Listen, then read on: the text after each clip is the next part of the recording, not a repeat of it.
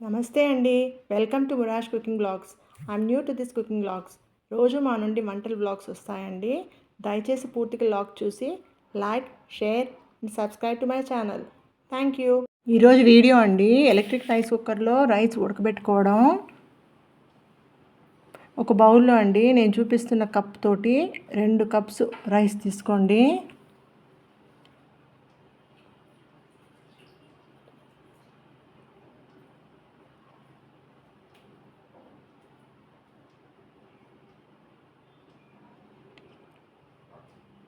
ఇప్పుడు రైస్ని బాగా వాష్ చేసుకోండి నేను చూపించిన విధంగా.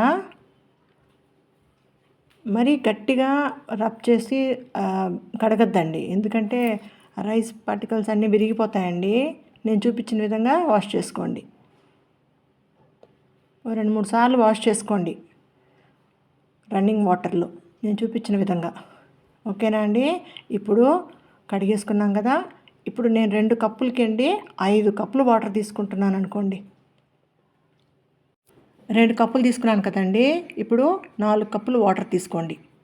అంటే కప్పుకి 2 కప్పులు వాటర్ అండి. 2 కప్పుల రైస్కి 4 కప్పులు వాటర్.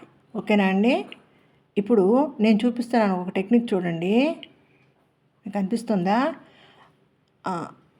ఆ ఫింగర్ నేను చూపిస్తున్నాను చూడండి, అంతవరకు మునగాలండి.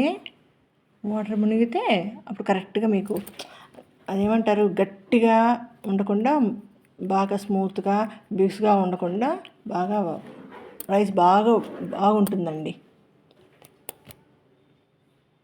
పొడి పొడిగా ఉంటుంది.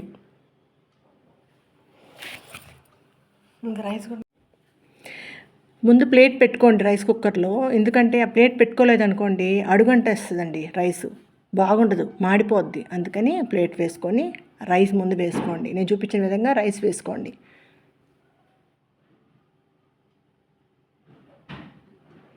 కంప్లీట్గా రైస్ వేసేసుకోండి. ఏమండి, రైస్తో పాటు వాటర్ కూడా పోసేసుకుంటే పని అయిపోద్ది కదా అంటారేమో. ఎలక్ట్రిక్ కుక్కర్ పైన లోపల పడిపోయి మళ్ళీ షాకులు అవన్నీ అవసరమా అండి? అందుకని ముందు రైస్ వేసుకోండి. తర్వాత 2 కప్పులకి 4 కప్పులు వాటర్ అండి, నేను చూపించిన విధంగా అప్పుడు పోసుకోండి. ఓకేనా అండి? అర్థమైందా?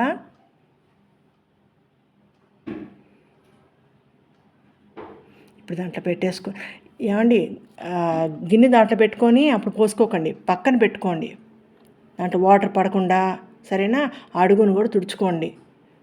నీకు మళ్ళీ చూపిస్తున్నాను మీకు, నాకు ఆల్రెడీ డ్రైగానే ఉంది గిన్నె. నీకు అలా చెప్తున్నాను. ఒకవేళ కింద ఎక్కడన్నా అడుగును కంటినా తీసుకుపోయి గిన్నె అటు పెట్టారనుకోండి, మళ్ళీ రైస్ కుక్కర్ పాడైపోద్ది. అన్ని ప్రాబ్లమ్స్ అవసరం అండి. ఒకసారి చెక్ చేసుకొని అప్పుడు ఆన్ చేసుకోండి నేను చూపించిన విధంగా. ఆ కింద బటన్ కింద కనండి, అప్పుడు కుక్ అవుద్ది.